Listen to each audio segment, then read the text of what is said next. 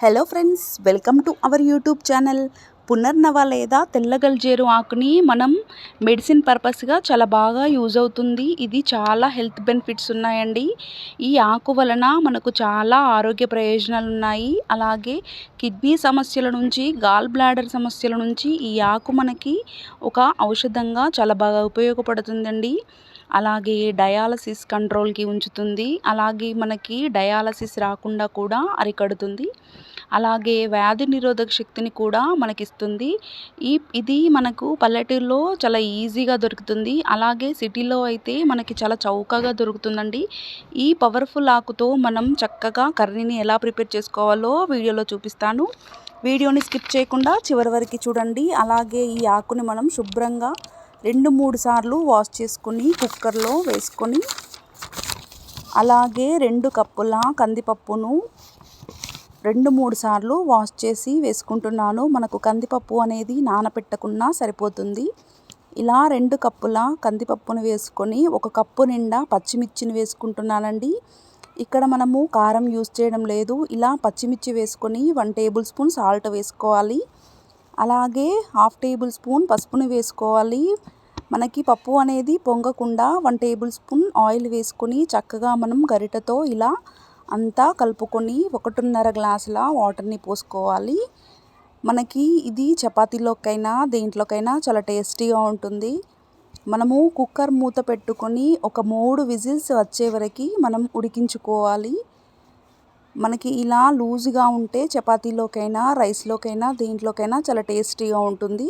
ఇలా ఒక 3 విజిల్స్ తర్వాత చూస్తే చూడండి, చక్కగా మనకి పప్పు ఆకు అనేది చక్కగా మనకి ఉడికిపోయి ఉంది. ఇప్పుడు మనం గరిటెతో ఇలా చక్కగా అంతా ఒకసారి ఇలా బాగా కలుపుకోవాలి. చూడండి, ఇలా వీడియోలో చూపిస్తున్న విధంగా బాగా కలుపుకొని 1.5 గ్లాసు వాటర్ని వేసుకుందాము. ఇలా మనకి లూజుగా ఉంటే కర్రీ అనేది చాలా టేస్టీగా ఉంటుంది. మనం స్టవ్ పైన ఒక మందపాటి గిన్నెను పెట్టుకొని 2 టేబుల్ స్పూన్ల ఆయిల్ వేసుకోవాలి. అలాగే పోపులోకి మనం జీలకర్ర, ఆవాలు, అలాగే పచ్చిశనగపప్పు, మినప్పప్పు వేసుకొని ఒకసారి దోరగా ఫ్రై చేసుకోవాలి. ఇలా ఫ్రై అయిన తర్వాత మనం కట్ చేసుకున్న పచ్చిమిర్చి ముక్కల్ని వేసుకోవాలి. అలాగే చిన్న చిన్న ముక్కలుగా కట్ చేసుకున్న ఉల్లిపాయ ముక్కల్ని వేసుకొని దోరగా ఫ్రై చేసుకోవాలి.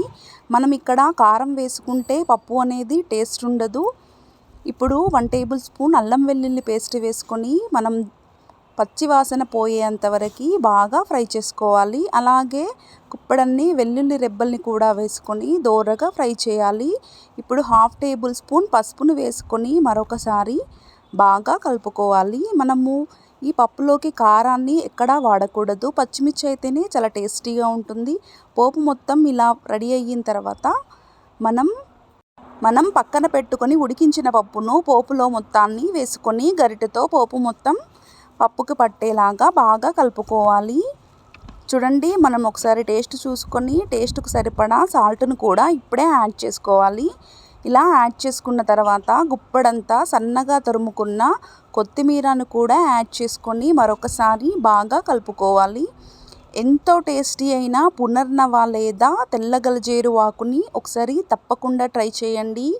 మనకి ఈ ఆకు వలన ఆరోగ్య ప్రయోజనాలు చాలా ఉన్నాయండి. మనకి ప్రస్తుతం ఉన్న రోజుల్లో కిడ్నీ ప్రాబ్లంతో చాలా సఫర్ అవుతున్నాం కదా.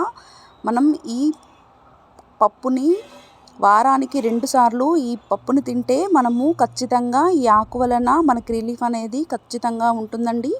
ఒకసారి ఈ తెల్లగల్జేరు ఆకుని తప్పకుండా ట్రై చేయండి. ఇప్పుడు మనం పప్పును ఇలా దగ్గరకు వచ్చిన తర్వాత స్టవ్ ఆఫ్ చేసుకుని సర్వింగ్ ప్లేట్లోకి సర్వ్ చేసుకుందాము. ఎంతో టేస్టీ అయిన తెల్లగల్జేరు పప్పుని మీరు కూడా ఒకసారి తప్పకుండా ట్రై చేయండి. చాలా టేస్టీగా ఉంటుంది. ఈ కర్రీని మనం ఇలా డిఫరెంట్గా కూడా ట్రై చేయొచ్చు. పచ్చడిలాగా కూడా ట్రై చేయొచ్చు. చాలా టేస్టీగా ఉంటుందండి. ఒకసారి తప్పకుండా ట్రై చేయండి. నా ఛానల్ని ఫస్ట్ టైం చూసినట్టయితే లైక్ చేయండి, ప్లీజ్ షేర్ చేయండి, అలాగే సబ్స్క్రైబ్ చేయండి. Thanks for watching and more videos.